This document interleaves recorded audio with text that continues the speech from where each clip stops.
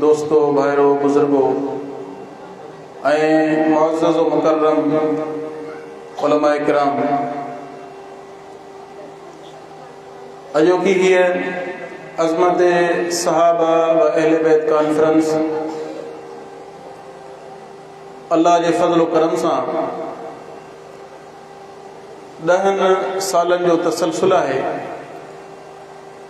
ऐं हिन जामे मस्जिद अलीउल मुर्तज़ा रज़ी अल्लाहु अन्हु में इन अरसे खां जारी ऐं सारी आहे। हिन कॉन्फ्रेंस जी मेहनत जो सहरो असांजे प्यारे शागिर्दनि मौलाना अब्दुल वहीद जमाली ऐं हाफ़िज़ अबू सुफ़ियान कलोड़ खे वञे थो जो हिन फितने जे दौर में ऐं हिन महांगाई ऐं मादा परस्ती जे दौर में जॾहिं माण्हू पंहिंजी दुनिया खे सभु कुझु सम्झी वेठा आहिनि, अहिड़े फितने जे दौर में असांजा ही प्यारा शागिर्द क़ाल अल्लाह ऐं क़ाल रसूल जी हीअ मजलिस हीअ महफ़िल तव्हां भाउरनि जे ताउन सां मुनक़िद कनि था। अल्लाह ताला सदन हिन कोशिश खे पंहिंजे बारगाह में क़बूल व मंज़ूर फरमाए।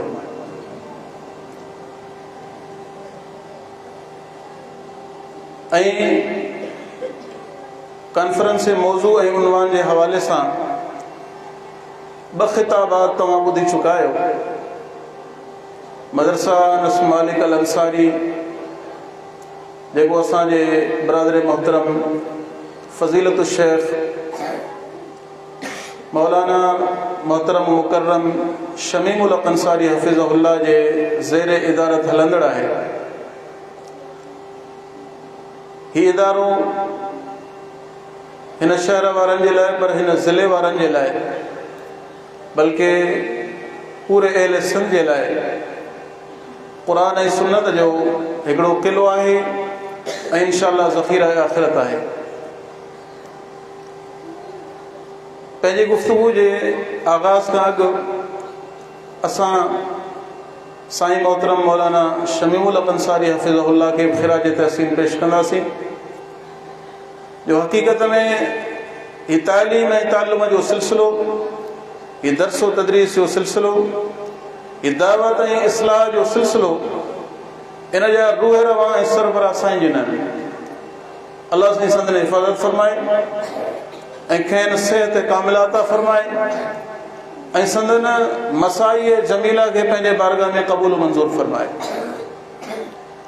त अज़ीज़ो दोस्तो, हिन कॉन्फ्रेंस जा 2 अहम ख़िताबात इंशाअल्लाह थियणा आहिनि ऐं उन्हनि ख़िताबात खां अॻु मुंहिंजी हीअ गुफ़्तगू इंशाअल्लाह मुख़्तसर हूंदी ऐं इन्हनि 2 अहम ख़िताबात जे लाइ असांजे आयल मुअज़्ज़िज़ महिमाननि मोहतरम जनाब फ़ज़ीलत शेख हाफ़िज़ राशिद शरीफ़ में हफ़िज़हुल्लाह जेके हैदराबाद खां पंहिंजे मसरूफ़ियात मां वक़्तु कढी करे हिते आया ऐं असांजी हिन रौनक हिन मजलिस खे रौनक बख़्शी अथनि, उन्हनि जो मां शुक्रियो अदा कंदुसि। अल्लाह साईं संदन अचनि पंहिंजे बारगाह में क़बूल व मंज़ूर फरमाए। अहिड़े नमूने सां मोहतरम जनाब क़ारी मुश्ताक़ अहमद खरल हफ़िज़हुल्लाह जेके संजोरा खां आया आहिनि, इंशाअल्लाह उन्हनि जो आख़िरी ख़िताब थींदो। उन्हनि जा बि असीं थोरा हितां आहियूं जो पाण पंहिंजी मसरूफ़ियात मां वक़्तु कढी करे आया आहिनि ऐं कॉन्फ्रेंस जे हवाले सां इहे 2 ख़िताबात इंतिहाई अहम आहिनि। इंशाअल्लाह इहे 2 ख़िताबात तव्हां समाअत कंदव ऐं पंहिंजे ईमान में इज़ाफ़ो कंदव ऐं इंशाअल्लाह इन्हनि 2 ख़िताबात सां सहाबा किराम रिज़वानुल्लाहि अलैहिम अजमईन व अहले बैत इज़ाम रिज़वानुल्लाहि अलैहिम अजमईन जे हवाले सां अवांजो ईमान ताज़ो थींदो ऐं गॾोगॾु अवां भाउरनि ऐं दोस्तनि खे इहा बि ख़बर पवंदी त हिकिड़ा उहे दोस्त आहिनि जेके साल जा 10 ॾींहं अहले बैत खे यादि कंदा आहिनि ऐं विच में कुझु मख़सूस मजलिसूं करे ऐं पंहिंजे पाण खे ख़ाली मुहिब अहले बैत सॾाइनि था। अव्हांखे असांजे उलमा किराम जा ख़िताबात ॿुधण खां बैदि अंदाज़ो थींदो त असुल मुहिब सहाबा व मुहिब अहले बैत केरु आहिनि ऐं अहले बैत जो असुल मक़ाम ऐं रुतबो जेको जमात अहले हदीस क़ुरान ऐं सुन्नत जी रोशनी में बयानु करे थी उहो ई उन्हनि जो असुल मर्तबो ऐं मक़ाम आहे ऐं असुल मोहब्बत नबी अलैहिस्सलातु वस्सलाम जे सहाबा ऐं अहले बैत सां अमली एतबार सां उहा जेकी आहे उहा मोहब्बत कंहिं ॿिए मसलक जी न बल्कि मसलक अहले हदीस जी आहे इंशाअल्लाह। त इन हवाले सां तव्हां ख़िताबात ॿुधंदव। उन्हनि ख़िताबात खां अॻु आऊं कुझु गुज़ारिशात तव्हांखे इन हवाले सां पेश कंदुसि त अज़ीज़ो दोस्तो, पंहिंजी हीअ जेकी ज़िंदगी आहे, पंहिंजी जेकी हयाती आहे, इहा ॾाढी मुख़्तसर ऐं थोरी आहे। इहा फ़ानी ऐं ख़तमु थियण वारी आहे। इहा हयाती, इहा ज़िंदगी जेकी असांखे बज़ाहिर डिघी ऐं तवील लॻे थी, इहा हयाती, इहा ज़िंदगी गुज़ारे करे पाण जेॾी महिल पंहिंजे रब जे साम्हूं पेश थींदासीं तेॾी महिल इहे जुमिला पंहिंजे ज़ुबानुनि ते हूंदा त अन्नहुम यौम यरौनहा लम यलबसू इल्ला अशियतन औ दुहाहा। जॾहिं बाना उते पहुचंदा तॾहिं उन्हनि खे इहो अहसासु थींदो, इहो अरमान थींदो, ए मुंहिंजा रब, दुनिया में जेकी तो असांखे ज़िंदगी ॾिनी हुई उहा त हिकिड़ी सुबुह हुई ऐं हिकिड़ी शाम हुई। असां त उन ज़िंदगी में तोखे सुञाणे न सघियासीं, तुंहिंजे रसूल खे सुञाणे न सघियासीं सल्लल्लाहु अलैहि वसल्लम। असां पंहिंजे आख़िरत लाइ को ज़ख़ीरो ऐं सामान तयारु न करे सघियासीं। उन ॾींहुं इंसान हथ हणंदा ऐं अरमान कंदा ऐं अफ़सोस कंदा ऐं अल्लाह तबारक व तआला जे साम्हूं इहो अर्ज़ु कंदा, रब्बिरजिऊन, ए असांजा पालनहार, हाणे असांजी अखियुनि तां पर्दा लही चुका आहिनि। असां दुनिया जी ऐं आख़िरत जी हक़ीक़त खे सम्झी चुकासीं। असांखे ख़बर पइजी वई त जेकी हयाती असां गुज़ारे आयासीं उहा ग़फ़लत वारी हयाती हुई। उहा तुंहिंजे ऐं तुंहिंजे हबीब मुहम्मद रसूलुल्लाह सल्लल्लाहु अलैहि वसल्लम जी इताअत ऐं फर्मा बरदारी खां ख़ाली ज़िंदगी हुई। हाणे असांखे अहसासु थियो आहे, हाणे असांखे वापसि मोटा। पर रब छा फरमाईंदो, क़ाल कल्ला, हरगिज़ न, ए मुंहिंजा बाना, हाणे ईअं कोन थींदो, हाणे ईअं कोन थींदो। इन्नहा कलिमतुन हुवा क़ाइलुहा, इहा ख़ाली तुंहिंजी ॻाल्हि आहे। ऐं यादि रख, जेको बानू दुनिया मां निकिरी करे आलम बरज़ख में ऐं आलम बरज़ख मां आलम आख़िरत में अची पहुचे थो, उन जे लाइ का बि वापसी न आहे। व मिन वराइहिम बरज़खुन इला यौम युबअसून। रब फरमाए थो, दुनिया जे जहान मां जेको माण्हू निकिरी बरज़ख वारे जहान में अची वञे थो, हाणे उनजी का वापसी न आहे। हाणे हुनखे वरी मौक़ो न मिलणो आहे, मोहलत न मिलणी आहे। त अज़ीज़ो दोस्तो, असां वटि जेको मौक़ो आहे, जेकी मोहलत आहे अमल करण जी, को समर ऐं सामान आख़िरत जो गॾु करण जी, उहा तेसीं ताईं आहे जेसीं ताईं हीअ ज़िंदगी आहे। साह जी तंद हले पई, जिस्म तंदुरुस्त ऐं तवानो आहे, हयाती बाक़ी आहे, अखियूं ॾिसनि पियूं, कन ॿुधनि पिया, दिमाग़ में अकुल ऐं शऊर मौजूदु आहे, हथ ऐं पेर सालिम आहिनि। अज़ीज़ो, जेसीं ताईं ए नेमतूं पाण वटि मौजूदु आहिनि तेसीं ताईं वक़्तु आहे, मोहलत आहे। इन मोहलत ऐं इन वक़्त खे पंहिंजे लाइ गनीमत सम्झो। जेकॾहिं ग़फ़लत सां असां हिन पंहिंजे वक़्त खे गुज़ारियो, यादि रखो, दुनिया जी हर ग़फ़लत जो को न को इज़ालो थी सघे थो। तव्हां जेकॾहिं नंढी उमिरि में न पढ़िया आहियो, वॾी उमिरि में पढ़ी सघो था। जेकॾहिं तव्हां पंहिंजी जवानी में कारोबार या कमाई करे चार पैसा गॾु न करे सघिया आहियो त अधु उमिरि वहीअ में या वॾी उमिरि में बि कमाए सघो था। जेकॾहिं तव्हां शुरू में गुरबत जो दौरु ॾिठो आहे त पछाड़ीअ महिनत करे तव्हां अमीरी बि ॾिसी सघो था। जेकॾहिं सिहत ऐं चङ भलाई मौजूदु न आहे, दवा ऐं परहेज़ सां तव्हां चाक ऐं चङा भला थी सघो था।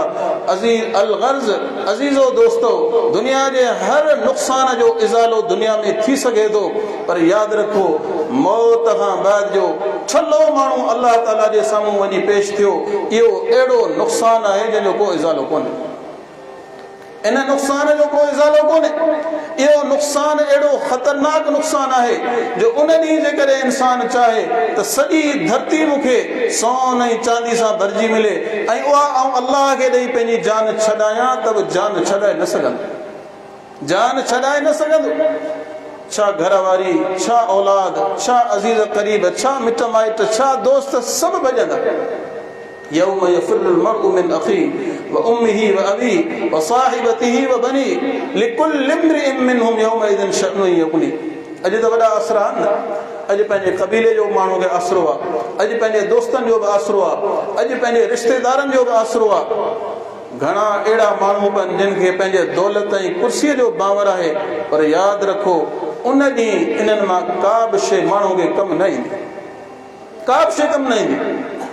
केॾो बि नाज़ कयो पंहिंजे हुस्न जी जमाल ते, केॾो बि नाज़ कयो पंहिंजी दौलत ते, केॾो बि नाज़ कयो पंहिंजी कुर्सीअ ते, केॾो बि नाज़ कयो पंहिंजे उहिदे ऐं मक़ाम ते, अल्लाह तबारक व तआला वटि इहे शयूं कमु न ईंदियूं। यौम ला यनफउ मालुन वला बनून इल्ला मन अतल्लाह बिक़ल्बिन सलीम। उन ॾींहुं न तव्हांखे तव्हांजो माल कमु ॾे, न तव्हांखे तव्हांजो औलाद कमु ॾे। हा, उहो माण्हू अल्लाह जे दरबार में सुरख़ुरू ऐं कामयाबु थींदो जेको अल्लाह ताला वटि अहिड़ी दिलि खणी ईंदो जेकी शिरक खां पाक हुजे, जेकी बिदआत ऐं खुराफात खां पाक हुजे, जेकी दिलि निफ़ाक़ खां पाक हुजे, जेकी दिलि गुनाहनि खां पाक ऐं साफ़ हुजे। अहिड़ी दिलि खणी जेको अल्लाह ताला वटि आयो उहो ई कामयाबु थींदो। त मुंहिंजा भाइरो दोस्तो, वक़्तु अॼु अथव, वक़्तु अॼु अथव, मोहलत अॼु अथव, सुभाणे का बि मोहलत कान्हे। अॼु अमल आहे, सुभाणे हिसाब ऐं किताब आहे। इन करे रब फरमायो या अय्युहल्लज़ीना आमनु तक़ुल्लाह, ए ईमान वारो अल्लाह खां ॾिजो, वल तंदुर नफ्सुम मा क़द्दमत लिग़द, ऐं हर इंसान इहो ॾिसे ऐं सोचे त हुन सुभाणे लाइ छा तयारु कयो, सुभाणे लाइ हुन छा तयारु कयो। सुभाणे कहिड़ी? उहा सुभाणे जेकी क़ब्र में थींदी, उहा सुभाणे जेकी क़ब्र में थींदी। सुभाणे सूमर वारी न, अॼु अचरा सुभाणे सूमर थींदो। ख़ैर ख़बर त हुनजी बि कान्हे, ख़बर त इन जी बि कान्हे। इन्नल्लाह इंदहु इल्मुस्साअ, अल्लाह ताला वटि क़यामत जो इल्मु आहे। वयुनज़्ज़िलुल गैस वयअलमु मा फिल अरहाम वमा तदरी नफ्सुम माज़ा तक्सिबु गदा वमा तदरी नफ्सुम बिअय्यि अर्दिन तमूत। क़यामत जी ख़बर बि अल्लाह खे, मींहं जी ख़बर बि अल्लाह खे, माउ जे पेट में छा आहे इन जी ख़बर बि अल्लाह खे, कहिड़े इंसान जो मौत किथे अचे थो इहा बि ख़बर अल्लाह खे, ऐं कहिड़ो इंसान सुभाणे छा कंदो इहा बि ख़बर अल्लाह खे। पर क़ुरान जी इन आयत सगोरी में सूरह हशर जे इन आख़िरी रुकू में जंहिं सुभाणे जो अल्लाह साईं ज़िक्र कयो आहे, इहा सुभाणे थींदी क़ब्र में, ऐं क़ब्र वारी सुभाणे कॾहिं थींदी का ख़बर कान्हे, का ख़बर कान्हे। आगाह अपने अंजाम से कोई बशर नहीं, सामान है 100 बरस का, एक पल की खबर नहीं। सामान भले ठाहियो 100 सालनि जो, 100 सालनि जो भले सामान ठाहियो, पर हक़ीक़त यादि अथव ज़मीन जी अल्लाह साईं इहा फितरत ठाही आहे। ज़मीन कॾहिं बि को खातेदार बि 100 साल खां मथे बर्दाश्त नथी करे, बर्दाश्त नथी करे। ही जंहिं पट ते पाण वेठा आहियूं, इन ते पहिरीं कहिड़ा इंसान आबाद हुआ, ॿिया हुआ। ज़मीनूं जेके पाण कायूं था उन्हनि ते केरु आबाद हो, पाण खे का ख़बर कान्हे, ॿिया हुआ। जिन जायुनि में पाण रहूं था उहे पंहिंजूं कोन्हनि। ज़मीन त 100 साल खां पोइ मालिक पंहिंजो मटे थी, उनखां पोइ दौलत, उहिदो, कुर्सी, का बि शइ दुनिया में अल्लाह साईं अहिड़ी न बनाई आहे जंहिंखे बका हुजे। पोइ छो असीं फ़ानी शयुनि जे पोयां लॻायूं? दीन इस्लाम पाण खे हलाल कमाइण खां बराबरि कोन थो रोके। हलाल कमायूं, हलाल खाऊं, हलाल इस्तेमालु कयूं, हलाल पायूं, इन्हनि शयुनि खां दीन पाण खे मना कोन थो करे। पर क़ुरान ऐं हदीस जूं आयतूं पाण खे इहो सबक़ ॾियनि थियूं त माना उन सुभाणे खे कॾहिं बि न विसार, जंहिं सुभाणे वारे सफ़र ते तोखे अकेलो वञिणो। कॾहिं ॾिठो अथव मैयत सां उनजे कंहिं ॿिए अज़ीज़ क़रीब खे लेटण जी का इजाज़त ॾिनी वई हुजे, भले मोहबत हुजे, परे कयो वेंदो आहे। खट ते अकेलो, खट ते अकेलो आहे, उनखां बाद पंहिंजी क़ब्र में अकेलो, ऐं ता क़यामत अकेलो, हिसाब ऐं किताब महिल बि अकेलो आहे, नामाए अमाल मिलण महिल बि अकेलो, ऐं पुल सिरात खे पार करण महिल बि अकेलो। जन्नत जे दरवाज़े ताईं को साथी कोन्हे। हा, जेकॾहिं अमल सालिह हूंदा, वल्लज़ीना आमनू वत्तबअतहुम ज़ुर्रियतुहुम बिईमानिन अल्हक़ना बिहिम ज़ुर्रियतहुम वमा अलतनाहुम मिन अमलिहिम मिन शै। ओ ते बिश्त में मिलंदा। सूरह तूर में अल्लाह साईं फरमाए थो जन्नत जे दरवाज़े ताईं इंसान अकेलो आहे, को गॾु कोन्हे। हा, जेकॾहिं अमल सालिह हूंदा ऐं औलाद बि सालिह हूंदो, अल्लाह साईं क़यामत जे ॾींहुं जन्नत में उनखे उते मिलाईंदो। घरवारी जेकॾहिं सालिहा मिलंदी, वापसि औलाद सालिहा मिलंदो। पर जेको सफ़र असांजो मौत खां बाद अज़ीज़ो शुरू थिए थो न, उन सफ़र में पाण सां केरु बि गॾु कोन्हे, केरु बि गॾु कोन्हे। इमाम हातिम अल असम रहमतुल्लाह अलैह फरमाईंदा नज़र तो इला दुनिया फ़इज़ा कुल्लु शख़्सिन लहू महबूब मूं ॾिठो त दुनिया में हर हिकु माण्हूअ जो को न को महबूब आहे कंहिं न कंहिं शइ सां हुनजी मोहबत आहे कंहिंजी माल सां आहे कंहिंजी दौलत सां आहे कंहिंजी ॿनी ॿारे सां आहे कंहिंजी कहिड़ी शइ सां नाजाइज़ मोहबतूं हूंदियूं आहिनि माण्हुनि जूं पर फरमाईंदा मूं ॾिठो फ़इज़ा फ़ारक़ शख़्सुन दुनिया जॾहिं बि को माण्हू दुनिया छॾे थो फ़ारक़ अनहु महबूबु उनजो महबूब उन खां जुदा थी वञे जंहिं शइ सां उनजो प्यारु आहे उहा शइ उन खां जुदा थी वञे थी उन सां गॾु नथी हले पोइ चवे थो मूं छा कयो मूं इहो कयो जो दुनिया ऐं दुनिया जूं उहे सभु शयूं जिन खे माण्हुनि महबूब बनायो आहे मूं उन्हनि खे छॾे ॾिनो ऐं मूं अमल साले खे नेक अमल खे पंहिंजो महबूब बनायो इन लाइ त मुंहिंजो यकीन आहे त इहो जेको मुंहिंजो महबूब आहे इहो क़ब्र में बि गॾु हूंदो महशर जे मैदान में बि गॾु हूंदो इहो क़यामत जे ॾींहं जी सख़्तियुनि खां बि बचाईंदो पुले सिरात तां बि उहो महबूब पार कराईंदो वञी जन्नत में पुॼाईंदो मूं दुनिया जी ॿी हर शइ सां मोहबत छॾे ॾिनी त मुंहिंजा भाइरो दोस्तो पंहिंजो सुभाणे जो उहो सफ़र जंहिं सफ़र ते अकेलो वञिणो आहे जंहिं सफ़र तां वापसी न आहे उन जे लाइ पाण छा कयो आहे इन जे लाइ अॼु गौर ऐं फ़िक्र करणो ऐं असांजी उम्मत जूं अज़ीम हस्तियूं सभ खां वॾी हस्ती आहे अलाह जे हबीब मुहम्मद रसूलुल्लाह सल्लल्लाहु अलैहि वसल्लम सभ खां वॾी हस्ती पाण करीमन जी पर पाण करीमन अलैहिस्सलातु वस्सलाम जो फ़िक्र छा आहे सुनन इब्न माजा जी हसन दर्जे जी रिवायत आहे साहबी रसूल बयानु करे थो त हिकिड़ो क़ज़ियो थी पवे थो जनाज़ो थी पवे थो माण्हू क़ब्र खोटे रहिया आहिनि नबी अलैहिस्सलातु वस्सलाम उते वञी पहुचनि था पहिरीं पुछनि था त छा थियो आहे ॿुधायो वञे थो त हिकु साहबी फोत थियो आहे पाण करीम अलैहिस्सलातु वस्सलाम उते वञी पहुचनि था क़ब्रिस्तान में जेकी ताज़ी क़ब्र खोटी वञे पई उन ते वञी वेहनि था साहबी फरमाए थो एतिरो रोअनि था जो नबी अलैहिस्सलातु वस्सलाम जी ॾाढी मुबारक लुड़कनि सां तर थिए थी ऐं उन खां बाद फरमाईनि था या इख़वानी ए मुंहिंजा भाइरो लिमिस्ली हाज़ा फ़अइदू ही जेको तन्हाई जो घर आहे इन जे लाइ तयारी कयो ऐं ॿी रिवायत सहीउल जामे जी आहे उन रिवायत में छा आहे त नबी अलैहिस्सलातु वस्सलाम हिकिड़ी ताज़ी क़ब्र ते आया ताज़ी क़ब्र जंहिंखे हिकिड़ो या ॿ ॾींहं पहिरीं दफ़न कयो वियो पाण पुछूं साहब खां ॾियो ख़बर ही माण्हू जेको हिन वक़्तु अंदरि दफ़न आहे इन जी तमन्ना छा हूंदी इन जी चाहत छा हूंदी साहब फरमायो साईं अल्लाह उनजो रसूल बहितर ॼाणे थो नबी अलैहिस्सलातु वस्सलाम फरमायो त हिन क़ब्र में जेको माण्हू मदफून आहे न उहो अल्लाह ताला खे चवे पियो ए मुंहिंजा रब मूंखां सॼी दुनिया वठ पर मूंखे सिर्फ़ु एतिरी हयाती वरी ॾे जो बरकातूं नफ़िल पढ़ी तोखे राज़ी कयां बरकातूं नफ़िल पढ़ी तोखे राज़ी कयां पाण छा पिया कयूं हिते ॻाल्हि थी न पंहिंजे उलमा किराम ॻाल्हि कई त माण्हू दावा कंदा न त बाबा असीं हज़रत अली खे लक़ब ॾींदा आहिनि मौला जो मौला मददगार जे माना में सिर्फ़ु अलाह जी ज़ात पर महबूब जे माना में चलो तव्हां चओ था ठीकु आहे पोइ उन निस्बत सां पंहिंजे पाण खे सॾाईंदा आहिनि मौलाई छा सॾाईंदा आहिनि मौलाई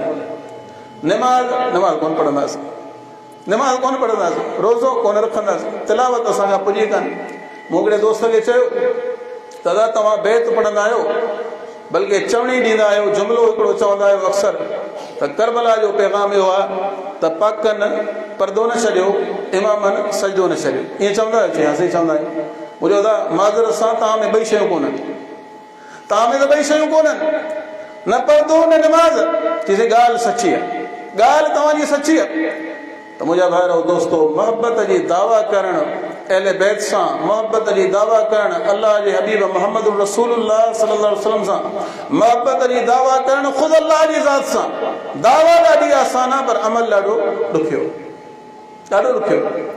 त नबी साईं पंहिंजे सहाबा खे फरमायो त हिन क़ब्र में जेको माण्हू दफ़न आहे उहो चवे पियो त मुंहिंजा रब मूंखां सॼी दुनिया वठ पर मूंखे एतिरी मोहलत ॾे जो आउं बरकातूं नफ़िल पढ़ी सघां पंहिंजो हाल छा आहे निमाज़ुनि लाइ तयारु न आहे जंहिंखे खणी तबलीग कर त हुनजो जवाबु इहो आहे त साईं हींअर कपिड़ा पाक कोन्हनि उन साॻे खे चओ त यार फलाणी जॻह ते दावत आहे अक़ीक़े जी वलीमे जी शादीअ जी चवंदो 2-5 मिंटनि में तयारु थियो थो सघे 5 मिनटनि में तयारु थियो थो अचे।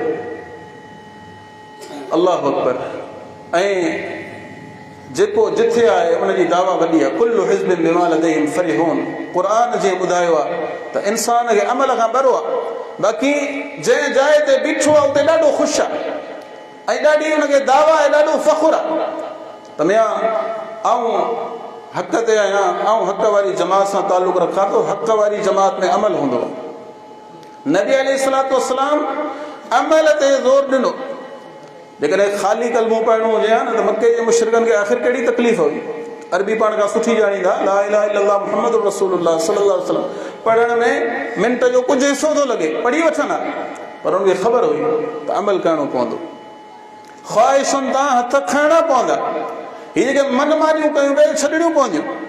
त मुंहिंजा भाइरो दोस्तो, केरु बि हुजे, कहिड़े बिरादरी सां बि हुनजो तालुक़ु हुजे, कहिड़े फ़िरक़े सां बि हुनजो तालुक़ु हुजे, कहिड़ी बि ज़मीन जे कंहिं बि हिसे सां, कंहिं बि ख़िते सां हुनजो तालुक़ु हुजे, अल्लाह ताला वटि जेको कामयाबी जो मयार आहे न उहो ईमान ऐं अमल साले।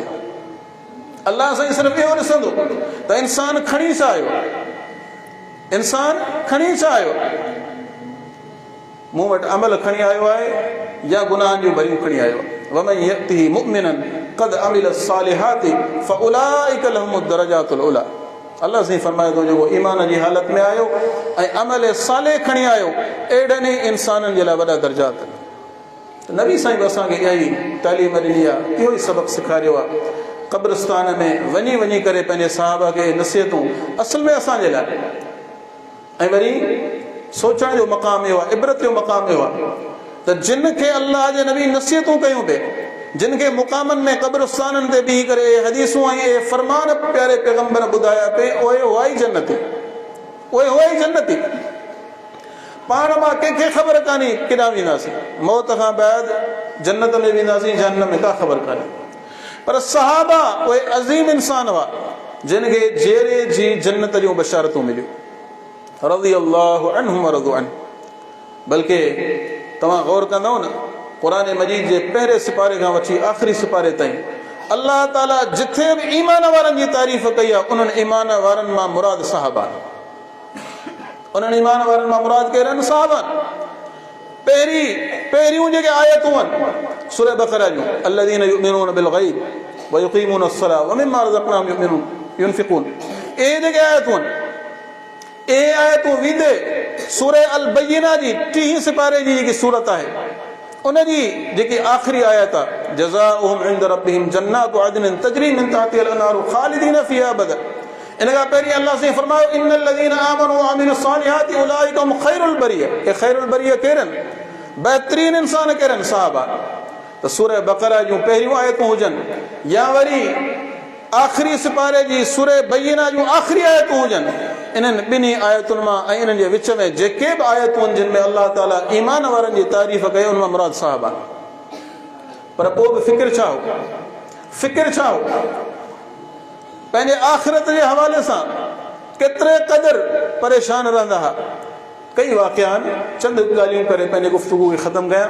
सहाबा मज़ा हिकिड़ो अज़ीम सहाबी आहे, जंहिं सहाबी खे अल्लाह तबारक व तआला नबी अलैहिस्सलातु वस्सलाम जी सोहबत जे तक़रीबन 2 या 2.5 सालनि में एॾो अल्लाह ताला नवाज़ियो, एॾो नवाज़ियो जो ही सहाबी हाफ़िज़ हदीस आहे। 5374 हदीसूं रिवायत करण वारो कमो बेश केरु? हज़रत अबू हुरैरा रज़ी अल्लाह ताला, अज़ीम सहाबी। होॾां जन्नत जूं बशारतूं मिलणियूं आहिनि। पर शरह सुन्नह इमाम बग़वी जी जेकी आहे, उन में इमाम बग़वी इहो वाक़ियो लिखियो आहे त हज़रत अबू हुरैरा रज़ी अल्लाह ताला अन्हु जेॾी महिल पंहिंजे आख़िरी वक़्त में बीमार थिया त रोअण लॻा। बीमारी जी हालत में रोअण लॻा, जंहिं बीमारी में हुनजी वफ़ात थिए थी।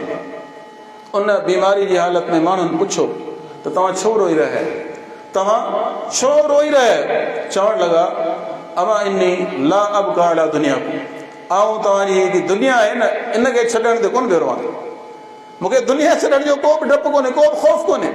मुंहिंजा बच्चा, मुंहिंजा ॿार, मुंहिंजी मिल्कियत, मुंहिंजो पोयां असासो, इन्हनि शयुनि जो छा थींदो इन लाइ कोन रहां।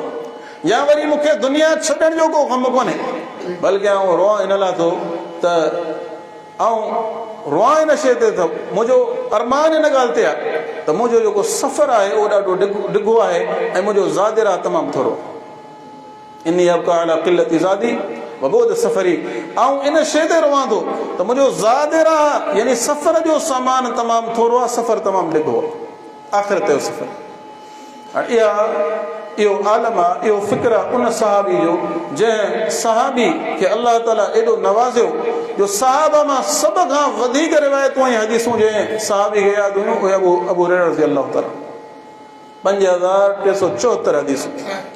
ऐं तव्हां जेॾी महिल सहाबा जे नाले सां शागिर्द रिवायतूं पढ़ंदा आहिनि, तव्हां केॾी महिल अची हदीस जे सबक़ में वेहो तव्हां ॾिसंदव त बार बार जंहिं सहाबी जो नालो अचे थो उहो अबू हुरैरा रज़ी अलाह ताला, बार बार अन अबी हुरैरा रज़ी अलाह अन्हु क़ाल क़ाल रसूलुल्लाह सल्लल्लाहु अलैहि वसल्लम, बार बार सहाबी जो नालो हाफ़िज़ुल हदीस सहाबी।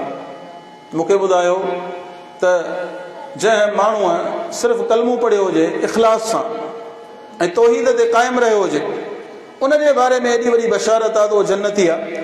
पर जंहिं अज़ीम सहाबी जे क़ल्ब में, जंहिंजे दिलि में तक़रीबन 5000 हदीसूं महफ़ूज़ हुजनि, उनजो दर्जो ऐं मक़ाम घटि हूंदो, उनजो रुतबो को घटि हूंदो। पर इहो फ़िक्र हो ऐं कंहिं चवण वारे बिल्कुलु सही चयो आहे त असां में ऐं सहाबा में इहो फ़र्क़ु आहे त वो अमल करके भी रोते थे, हम कुछ भी नहीं करते तब भी हंसते हैं। असां कुछ भी कोन्हे, असां वटि ठल्ला आहियूं सफ़ा। अल्लाह माफ़ करे, क़यामत जे ॾींहुं अक़ीदो ऐं इत्तिबा सुन्नत वॾी ॻाल्हि आहे, पर पंहिंजूं जंहिं महिल निमाज़ूं चेक थींदियूं न तब कम लथल हूंदा, रोज़ा चेक थींदा कम लथल हूंदो, ज़कात ऐं ख़ैरात जो मामिलो चेक थींदो कम लथल हूंदो, हलाल ऐं हराम ख़ासि करे अॼोके दौर जे माण्हुनि जो चेक थींदो कम लथल हूंदो। तब मुतमइन आहियूं, तब मुतमइन आहियूं, तब नबी साईं जी शफ़ाअत असांखे छॾाईंदी। ऐं वरी अहिड़ा बि आहिनि जेके ईअं चवंदा त बाबा असांखे कलंदर छॾाईंदो, अहिड़ा बि आहिनि जेके चवंदा असांखे भिटाई छॾाईंदो, वरी अहिड़ा बि आहिनि जेके चवंदा आहिनि त असांखे हज़रत अली छॾाईंदो। ऐं दोस्तनि इन मौज़ूअ ते तव्हांखे अजब ॻाल्हि ॿुधायां, हिकिड़ी हदीस घड़ी पाए ऐं पंहिंजे फ़िरक़े जे माण्हुनि खे उहा हदीस ॿुधाईंदा बि आहिनि। हदीस आहे हुब्बु अली ला यदुरु मा सही, अली साईं जो जेको हुबदार आहे उहो केॾा बि गुनाह करे हुनखे कुझु कोन थींदो, केॾा बि गुनाह करे हुनखे कुझु कोन थींदो। हदीसूं घणे बाक़ाइदा माण्हुनि जा अक़ीदा ख़राब कया अथनि। हालांकि जिन सहाबा खां ऐं जिन नबी अलैहिस्सलातु वस्सलाम जे अज़ीम साथियुनि खां पाण खे दीन मिलियो आहे, जेके अमल जे आला मक़ाम ते फ़ाइज़ हुआ पर ईमान जे आला मक़ाम ते फ़ाइज़ हुआ, ईमान हुननि जो एॾो आला ऐं उत्तम हो जो अल्लाह साईं फरमायो फ़इन आमनू बिमिस्लि मा आमनतुम बिही फ़क़द इहतदऊ। ॾींहं क़यामत ताईं जेके इंसान ईंदा जेसीं ताईं हुनजो ईमान सहाबा जे ईमान वारो न हूंदो उनखे हिदायत ई कान मिलंदी। उनजे बावजूदि फ़िक्र छा आहे, उनजे बावजूदि इन्हनि सहाबा जो जी उन ई परेशानी चाहे जो आख़िरी वक़्त में उन्हनि हमेशह इहा उन्हनि जे दिलि में परेशानी रही आहे, इहो उन्हनि जे दिलि में हिकिड़ो ग़म ऐं फ़िक्र रहियो आहे त असांजो अलाए छा थींदो। हालांकि बशारतूं मिलियूं, हालांकि बशारतूं मिलियूं। मूं तव्हांखे ॿुधायो त हिते त माण्हू कूड़ियुनि बशारतुनि ते ख़ुशि आहिनि, कूड़ियुनि बशारतुनि। पीर चवंदा आहिनि पंहिंजे मुरीदनि खे त बाबा तव्हां कुझु बि न कयो, बसि असांजी बैत में अचो, असांखे ॾन पट रसायो, अॻिते असीं तव्हांखे छॾाए वठंदासीं। हालांकि क़ुर ॿुधाए थो जॾहिं अल्लाह तबारक व ताला जिन जी पैरवी कई वई ऐं जिन पैरवी कई ॿिन्हिनि खे गॾु कंदो ऐं पुछंदो त ॾियो ख़बर छा हिननि खे तव्हां गुमराह कयो हो, हिननि खे तव्हां चयो असांजे पोयां हलो, उहे सभु हथ मथे खणंदा, सभु चवंदा इन्ना कुन्ना अन इबादतिकुम लगाफ़िलीन, असां गाफ़िल हुआसीं, अल्लाह असांखे ख़बर कान हुई, असां कोन चयो। हाणे मूंखे ॿुधायो जिन न चयो हूंदो उहे हथ मथे खणंदा, जिन चई अक़ीदा ख़राब कया उन्हनि जो असरु छा थींदो, उन्हनि जो असरु छा थींदो। त अज़ीज़ो दोस्तो कंहिं भुल में न रहो, कंहिं बि भुल में न रहो, कंहिं ख़ुशफ़हमी में न रहो। जहिड़े नमूने सां दुनिया जी का बि शइ महिनत ऐं कोशिश खां सवाइ नथी मिले, आख़िरत बि महिनत ऐं कोशिश खां सवाइ कान मिलंदी। मन कान युरीदुल आख़िरत वसअ लहा सअयहा वहुव मुमिनुन फउलाइका कान सअयुहुम मशकूरा। क़ुर वाज़े थो ॿुधाए, जंहिं आख़िरत जो इरादो कयो ऐं पोइ उन लाइ अहिड़ी महिनत कई जंहिं महिनत करण जो हक़ आहे, उहो ई कामयाबु आहे, उहो ई कामयाबु आहे। त कंहिं बि ख़ुशफ़हमी में अदा न रहो, कंहिं बि ख़ुशफ़हमी में न रहो त मरण खां बाद सभु कुझु आसान आहे, ईअं कोन अथव। सहाबा जहिड़ा अज़ीम इंसान कोई बि फ़िक्रमंद रहे। हज़रत उमर फरमाईंदा त जेकॾहिं क़यामत ॾींहुं अलाह ताला इहो ऐलान करे त सभु जन्नत में वेंदा, हिकिड़ो इंसान दोज़ख में वेंदो, मूंखे डपु हूंदो त मतां आऊं न हुजां, मतां आऊं न हुजां। हालांकि होॾां छा आहे, होॾां संदन मर्तबो हुयो आहे, संदन मक़ाम हुयो आहे त ॿिया सभु मुरीद आहिनि ऐं उमर कहिड़ा मुराद आहे। मुरीद कीअं, ॿिया सभु चाहण वारा नबी साईं जा, पंहिंजे चाह में आया, कलमू पढ़ियो, पर उमर मुराद रसूल सल्लल्लाहु अलैहि वसल्लम। उमर खे वरी हज़रत रसूलुल्लाह सल्लल्लाहु अलैहि वसल्लम पाण चाहियो, अलाह ताला पाण चाहियो, अलाह जे रसूल पाण चाहियो ऐं तॾहिं उहे मुस्लमान थियो। उनजे बावजूद फ़िक्र इहो आहे जो पाण फरमाईंदा जेकॾहिं क़यामत ॾींहुं इहो ऐलान थिए त सभिनि खे माफ़ी आहे, हिकिड़े माण्हू खे माफ़ी कान्हे, मूंखे डपु हूंदो आऊं न हुजां। हालांकि पंहिंजो इहो अक़ीदो आहे त नबी अलैहिस्सलाम जे क़बर मुबारक खां वठी करे नबी साईं जे मुसल्ले ताईं जेकी जॻह ए जन्नत जे बाग़नि मां हिकिड़ो बाग़ आहे ऐं नबी साईं सां गॾु इन जन्नत जे बाग़ में 2 सहाबी आराम फ़रमान, हज़रत अबू बकर सिद्दीक़ ऐं ॿियो हज़रत उमर फारूक, जेके दुनिया में ई जन्नत जे बाग़ में सुता पिया आहिनि। उन्हनि जे जन्नती हुजण में को शक आहे? को शक कोन्हे, को शक कोन्हे। पर फ़िक्र इहो हो, पाण फरमाईंदा त जेकॾहिं इहो ऐलान थिए त बि मूंखे ख़ौफ़ हूंदो। ऐं ॿिए पासे वरी ईअं बि फरमाईंदा हुआ त मूंखे इहो बि यकीन आहे जेकॾहिं अलाह साईं फरमाए त सभु दोज़ख में वेंदा, हिकिड़ो जन्नत में, त मूंखे यकीन हूंदो त उहो हज़रत उमर हूंदो, आऊं हूंदुसि। त अज़ीज़ो दोस्तो, ॻाल्हि इहा आहे त कंहिं ख़ुशफ़हमी में न रहो, पंहिंजी हीअ जेकी हयाती आहे इनखे गनीमत सम्झो, इन में ई जेको कुझु करिणो आहे हिते करिणो आहे। मौत खां बाद काशे न आहे, मौत खां बाद काशे न आहे। आख़िरी ॻाल्हि कयां, पोइ दोस्त वरी पाण वटि कंदा आहिनि जुगाड़। पाण पाकिस्तानी आहियूं, जुगाड़ पाण घणो कंदा आहियूं हर शइ में। जुगाड़ पंहिंजो शौक़ु आहे वॾे में वॾो, हर शइ में पाण जुगाड़ ॻोल्हींदा आहियूं। पोइ हयाती में न अक़ीदो सही हुउसि, न अमल सुन्नत जे मुताबिक़ हुउसि, न निमाज़ हुउसि, न रोज़ो, का शइ कान आहे। पोइ जुगाड़ कंदा आहियूं। जुगाड़ कहिड़ो कंदा आहियूं? उनखे क़ुर शरीफ़ जे ख़तमे जो ईज़ी लोड मोकिलींदा आहियूं। अदा इहो ईज़ी लोड कार कोन्हे, इहो ईज़ी लोड कार कोन्हे, इहो ईज़ी लोड हमरा खे पहुचंदो ई कोन। ऐं जिन खे घुराए तव्हां खाधो खारायो था न, उन्हनि जो ॾींहुं सुठो निकिरी वञे थो। उहे पोइ उते ई निकिरी ख़तमे मां निकिरी चवंदा आहिनि या इलाही को वॾेरो मार, भला वॾेरो न त नंढेरो ई मार, पर असांजो ॾींहुं न खार। इहो उन्हनि जो ढव अथव। मैयत खे कुझु कोन थो मिले न, मैयत खे जेकी कुझु मिलंदो उहो ई मिलंदो जेको पंहिंजी हयाती में करे रहियो। नबी साईं जेके 3 शयूं बयानु कयूं आहिनि न सही मुस्लिम जी हदीस में, उहे 3 शयूं तव्हां गौर कंदव त हयाती में करण जूं आहिनि, मौत खां बाद करण जूं कोन्हनि। नबी साईं फरमायो इंसान दुनिया मां वञे थो, हुनखे अजर सवाब जो हुनजो खातो बंदि आहे, सवाब नथो पहुचे। 3 शयुनि जो सवाब हुनखे पहुचे थो।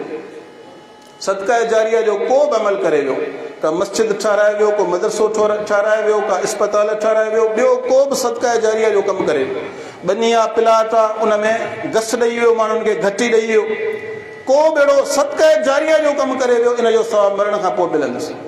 नंबर 2 इल्मु छॾे वियो, हाफ़िज़ हो, आलिम हो, शागिर्द पढ़ाई, उन्हनि खे तयारु कयईं, या हाफ़िज़ आलिम त कोन हो पर मदरसे जो अॻुवाण हो, उते ख़र्च कई, मिसकीननि जा ॿार जेके पढ़ंदा हुआ उन्हनि ते ख़र्च कई, उन्हनि खे पढ़ाई, त इन जो हिसो थी वियो। इन जो सवाब बि हिनखे मिलंदो रहंदो। ऐं 3 शइ नबी साईं फरमायो त सालेह औलाद जंहिंजी सुठी तरबियत करे वियो, जिन खे अक़ीदो सेखारे वियो, जिन खे सुन्नत सेखारे वियो, जिन खे नमाज़ सेखारे वियो, रोज़ो सेखारे वियो, ज़कात ऐं ख़ैरात जी तलक़ीन करे वियो, ऐं जिन खे हलाल ऐं हराम, जाइज़ नाजाइज़ सम्झाए ऐं सेखारे वियो, हाणे उहे जेके नेकियूं कनि पिया उनजो सवाब उनखे मिलंदो रहे थो, उनजो सवाब उनखे मिलंदो रहे थो मरण खां बाद। त अज़ीज़ो दोस्तो, जेकी करिणो आहे हयाती में करिणो आहे। ईसाल सवाब जा इहे जेके 3 गस या 3 तरीक़ा आहिनि, इहे बि माण्हू खे फ़ाइदो तॾहिं ॾींदा जॾहिं हयाती में करे। बाक़ी वफ़ात खां बाद तव्हां भले लख ख़तमनि जो हुनखे ईज़ी लोड मोकिलियो कोन पहुचंदो। पाण वटि हाला में पढ़जंदो आहे ख़तम तक़रीबन हर साल, कंहिंजे लाइ था पढ़नि मूंखे ख़बर कान्हे, छो था पढ़नि या मूंखे ख़बर कान्हे, पर हिकिड़ो मौली साहिबु गुज़िरियल हफ़्ते बि 2 या 3 कारी साहिब शुरू थिया, हिकिड़े 15 सिपारा पढ़िया, ॿिए वरी 15 सिपारा पढ़िया, ख़तमूं बि ॾिनऊं, जंहिंखे बि ॾिनऊं उन्हनि खे बहरहाल कोन पहुतो। इहो आऊं कोन थो चवां, इहो अलाह जो कलाम आहे ऐं इहा प्यारे पैगम्बर जी हदीस ऐं सुन्नत जी तालीम आहे त जॾहिं इंसानु दुनिया मां वञे थो हुनखे का बि शइ ॿी फ़ाइदो कान थी ॾे। कोई टीजा चालीहा जुमाणा असांजे हिकिड़ो मैयत फ़ौत थी वियो, पोइ हुनजे वारसनि खे चऊं त साईं 7 जुमा थींदा ऐं हर जुमे ते 7 ताम ई खाराइणी पवंदी, इन खां अलावा तव्हांजो मैयत बख़्श कोन थींदो। पोइ हिकिड़ो हो उन्हनि में वाह बि ची मरी वियासीं, माण्हू बि असांजो वियो चटी बि असांजे, माण्हू बि असांजो वियो चटी बि असांजे। पोइ उनखे ॿिए वॾे भाउ मठ करायो त मठ कर ख़्वार थो करी, पंहिंजी माउ मरी वई आहे, माण्हू चवंदा भेणा अहिड़ा कंजूस आहिनि माउ ते ख़त्म कोन था कनि। पर ॻाल्हि त हुन वीचारे सही कई, ॻाल्हि त ग़लति कान कई त भेणा माण्हू बि असांजो वियो चटी बि असांजे। नबी साईं जी तालीम छा आहे? 3 ॾींहं जंहिं घर में कज़ियो थियल आहे तव्हां खाधो पहुचायो। असीं वरी वेंदा आहियूं उते माशाअल्लाह रानू खाईंदा आहियूं, हीअं बिरयानियूं, साईं मुंहिंजा थधा बोतलूं चांहियूं मिनरल वाटर, ॿुॾी मरण जो मक़ाम, सच पुछो ॿुॾी मरण जो मक़ाम। 3 ॾींहं जेको आहे सो मैयत जे घर में असांखे कोशिशि करे खाधो रसाइणो, मैयत खे उहो ई फ़ाइदो ॾींदो जेको पंहिंजी हयाती में करे। हा जनाज़ो पढ़णो आहे, जनाज़े में वधि माण्हू पहुचनि। नबी साईं जी हिकिड़ी हदीस आहे 40 माण्हू, ॿी में त 100 माण्हू जंहिं जनाज़े में आया ऐं तौहीद वारा आहिनि उहे माण्हू, ऐं उहे दिलि सां उनजे लाइ दुआऊं घुरंदा, अलाह मैयत खे बख़्शे। पाण खे त ख़ैरनि सां दुआऊं यादि कोन्हनि, दुआऊं यादि कोन्हनि। अज़ीज़ो दोस्तो, ॻाल्हि डिघी थी वेंदी, असांजा मौज़ूद महिमान इंतज़ार में आहिनि, ऐं पंहिंजी गुफ़्तगू खे ख़तमु कयां थो। मुंहिंजी सॼी ॻाल्हि जो ख़ुलासो इहो आहे ऐं आख़िरी सबक़ ऐं पैगाम इहो आहे त जेकी करिणो अथव हिते करे वठो, जेकी करिणो अथव हिते करे वठो। हयातीअ में बि इंसान खे उनजा पंहिंजा अमल फ़ाइदो ॾियनि था ऐं वफ़ात खां बाद उनखे पंहिंजी कमाई कमु ॾींदी। ॿी का बि शइ, दुनिया जो माल, दुनिया जी दौलत, दुनिया जूं ही शयूं जेके पाण गॾु कयूं था, इन्हनि मां का बि शइ पाण खे कमु न ॾींदी। इहे सभु शयूं हिते रहिजी वेंदियूं। जेको माण्हू खे कमु अचण वारी ॻाल्हि आहे या जेको हुनजे लाइ फ़ाइदे वारी शइ आहे, उहे हुनजा साले अमल आहिनि। अलाह साईं फरमाए थो अल माल वल बनून ज़ीनतुल हयातिद दुनिया वल बाक़ियातुस सालिहातु ख़ैरुन इंद रब्बिका सवाबुन व ख़ैरुन अमला। माल ऐं औलाद हिते रहिजी वेंदो। तव्हांजे आख़िरत लाइ बाक़ी रहण वारी शइ जंहिंमें तव्हां का उमेद बि करे सघो था, जंहिंमें तव्हांजे लाइ अजर ऐं सवाब बि आहे, उहे तव्हांजा नेक अमल आहिनि। अलाह साईं खां दुआ आहे त नेक अमाल खे अलाह ताला इख़्तियार करण जी तौफ़ीक़ अता फरमाए। अलाह तबारक व तआला तव्हां सभिनी भाउरनि जो हिते अचणु वेहणु पंहिंजे बारगाह में क़बूल मंज़ूर फरमाए। सभिनी दोस्तनि खे भाउरनि खे गुज़ारिश आहे त हीअ जेके हाणे असांजा ख़िताब थियण वारा आहिनि इंतिहाई अहम ख़िताब आहिनि, लिहाज़ा हेॾां होॾां घुमण फिरण जे बजाए दिलि जमई सां ऐं पूरी तवजो सां हिते तव्हां तशरीफ़ रखो। इंशाअल्लाह हिन मजलिस जा हाणे अहम तरीन 2 ख़िताबात थींदा। अलाह तबारक व तआला असां सभिनि खे जेकी कुझु बयानु थियो आहे उनखे सम्झण जी तौफ़ीक़ अता फरमाए ऐं इन्हनि शयुनि ते सही माना में अमली तौफ़ीक़ अता फरमाए। आमीन व आख़िर।